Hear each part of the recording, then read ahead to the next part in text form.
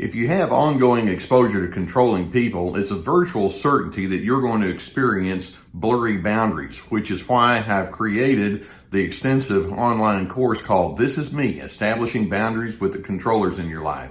There's a link below that will give you all of the details, and I hope that you would find it therapeutic.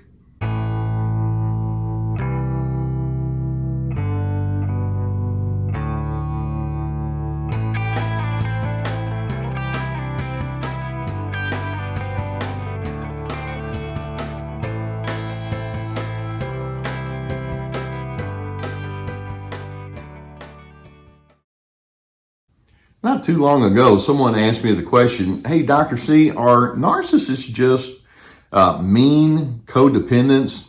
Now, the answer is yes, that person was really onto it. And by the way, if you're asking a question like that, that tells me that you're picking up on the fact that there are some elements driving that other person's behavior that are beyond what we see on the surface, and you need to learn to trust your gut on that. And this person asking the question, I'm hoping can learn how to do that. Actually, narcissists like to think of themselves as highly independent. They want to think of themselves as the one who sets the standard. They're above everyone else, when in fact, they're actually the poster children for chronic codependence. Codependency is defined by having your mood or your behaviors determined by the people in front of you. Narcissists play off of, they react off of whoever is in front of them. It's not that they just have wants from you. They have deep and abiding needs that they want you to satisfy. They need your affirmation. They need your concurrence. They need your conformity. They need your blind loyalty. And the reason is because they don't have any natural self-esteem to draw upon. So their sense of well-being is always in reaction to what the world in front of them in the moment is giving to them. And by the way, this is why they tend to be so controlling and insistent. It's because they're saying, I've got to get you onto my agenda, because if you are not on my agenda, I don't know what to do next. I'm counting on you to prop me up. That's how they think. Now, again, they will not acknowledge that in the vast majority of cases, but there it is, and once you see it, you can't unsee it. Let me give you some examples of how this can play out. For example, when you're dealing with a narcissist, you know they're drawing from that codependence when they will interpret your difference as rejection. It's like, no, I'm just being different. It's like, no, you're rejecting me right now. Why are you doing that to me? Or they're deluded by the notion that you're always just supposed to respond with, okay, you're right. They just simply want you to be a rubber stamp for whatever cause or belief or idea that they have in the moment. Or another illustration of how this plays out is they can be very argumentative. Rather than just sifting out thoughts and ideas and differences and say, well, you have yours and I have mine, in their desperation, it's like, no, I have to have you to go along with me. And they lack any kind of objectivity because they're so driven subjectively by their own cravings from you. Or another way that this plays out is they'll belittle you for just having distinctives. And so they give you insults. And they'll mock and ridicule you as if somehow that's going to become your motivation to say, oh, well, that being the case, I guess I'll just lay down my distinctives and I'll just prop you up just like you're craving for me to do. Or another way that we can see that they have this codependent pattern is they ask you loaded questions. Now, why would you come up with something like this? Or don't you see that wasn't a fair kind of thing? Or you didn't factor this in? And they're not asking questions for the sake of gathering information. They're trying to make you look foolish, which is their way of saying, if I can make you drop your separateness and then come over to my way, that I get to feel okay about myself. And then another way that you know that they're operating from their codependent position is they tend to hold grudges for a long time. There's an obsession that they have. I can't believe that you didn't prop me up. I can't believe that you didn't give me the supply that I have. All of this is driven by their deep and pervasive codependence. Now, can you see how this codependent pattern that's just a defining feature of theirs leads directly to their style of meanness. The pervasiveness of their meanness is in direct byproduct to their codependence. And this is why they have a chronic undertow of anger and agitation and irritability. They're constantly on edge, worrying that you're not going to give them whatever is necessary for them in the moment so that they can feel stable. It's a very, very insecure way to live life.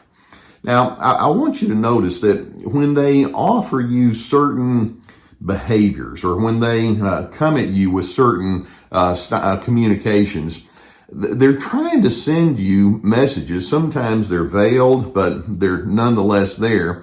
And the more you're able to see the message and see how it's tied to their codependence, then the less inclined you're going to collapse when they have their meanness and their overbearing style. Now, let me give you an illustration. When a narcissist predictably comes at you with brash and open anger, the message they're wishing to send to you, which is tied directly to their codependence, is if you don't give me the affirmation I crave, I'm going to force it out of you. And so they're being mean, but you can see that it's, again, driven by that insecurity. Or when they come at you with punishing behavior, the message they're trying to send you is, when my needs are not tended to by you, it becomes my job to make you pay. You'll regret ever coming up against me. And you may be thinking, I'm not coming up against me or against you. I'm just saying this is who I am. No, they want to punish you and make you pay. And so that's the message they're conveying. In their meanness, they're going to have chronic criticism. And so in their chronic criticism, the message they're wanting you to receive is, I'll make sure to remind you of the many ways that you do not satisfy my psychological addictions. And you catch that word? They don't see themselves as psychological addicts, but they are. They're addicted to your, to whatever it is, to your affirmation. They're addicted to your supply. And they've got to have more and more of it. And so their criticism is their way of saying, I've got to have more of it. Feed me. Or when they resort to contempt, it's their way of saying, it's not that I just feel confused when you and I are not on the same page. I hate you because of it. And it's like, what did I do to deserve hate? And the answer is, well, you didn't give me what I want. And that's that codependent, and it comes out in that mean kind of way. But you can see that that it's being fed by their own inner inadequacy. Or when they stonewall you, the message they're wanting to send to you in that moment is, if you refuse to prop up my weak ego, I'm going to pretend like you just don't even exist. How many times have you had that narcissistic person give you the silent treatment or walk by in the hallway and not say a word or not include you in whatever kind of things that they have going on? That's part of their codependence. Can you see how that would be an offshoot of their attempt to communicate their displeasure with you not satisfying their cravings? Or when they displace their hurt from others onto you, and that's important for you to realize that. They won't admit it, but subconsciously, they're displacing their past hurt onto you. It's their way of conveying the message, others have done me dirty, and so I'm going to unload my resentment for all of that onto you since you're doing me dirty too, and so you wind up catching the wrath of much of their own unfinished business from people that have nothing to do with you. When they remain hyper-controlling, the message they're wanting to send you with that is, my world is too unpredictable to just leave things to chance or choice. Therefore, I'm afraid to let you have choices. So, and then by the way, they'll also appeal to their own self-sacrifice. Illogically, I might say. For example, when they do that, that's their way of trying to send you the message, after all I've done for you, you can't possibly deem me as being irrelevant. That's their presumption that you're saying that they're irrelevant.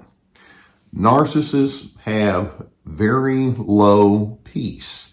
that they draw upon from the inside out. And that's the basis of their codependence, and that's the basis then for them to become mean when you don't give them what it is that they want. So if I'm that person who's trying to figure out how to respond to that mean codependent, my internal reaction is, I'm sorry you never learned to draw upon your own inner confidence. Something went dreadfully wrong in your past. Truly, you're damaged. You illustrate it many times over at the very core of your being. But you see, here's our reality. Ultimately, we're each responsible for who we are. You get to be responsible for you, just as I get to be responsible for me. I'll do my part to bring as much DRC, dignity, respect, and civility to the equation. But in the end, you and you alone, speaking to the narcissist, are responsible for your own life's trajectory. And then when you look at it that way, you realize that's what it means to be an independent person. And that's exactly what a narcissist in their meanness is not. I hope that videos such as this can give you some good food for thought, give you some good insight about what you're dealing with so that you can make your own healthy responses or plans with in response to them. If you've not already done so, I would encourage you to hit that subscribe button. Gus slept through another one. Gus and I'll keep more videos coming in your direction. And I truly appreciate it when you allow me to be on your journey with you. If you have a need for a therapist to help you unpack issues related to this, I'm so pleased to be sponsored by the online therapy service with BetterHelp.com. There's a whole team of licensed professional therapists, and if you want to go through the link below and link up with them, I hope that you would find that to be something that would be very beneficial for you. In addition, I have my therapeutic courses. And these courses have multiple videos and written materials and questions that guide you towards the change process. This is Me, which is about setting boundaries, Free to Be, finding yourself despite the controllers, Ready, Set, Connect, about having healthy connection skills. We also have my podcast now for those of you who are in the podcast world. And then we have my books and other resources. Are narcissists mean codependents? Yeah. They're individuals who haven't figured out how to do life, and they want to put the responsibility of their well-being onto you. But like I say, be good, be decent, but then also realize, no, that person over there, they're an adult. They get to be who they want to be, and if they want to be demanding and mean and all the rest, that's on them. I don't think I'm going to join them because, you see, I want to be a person who lives inside my well-conceived sense of peace.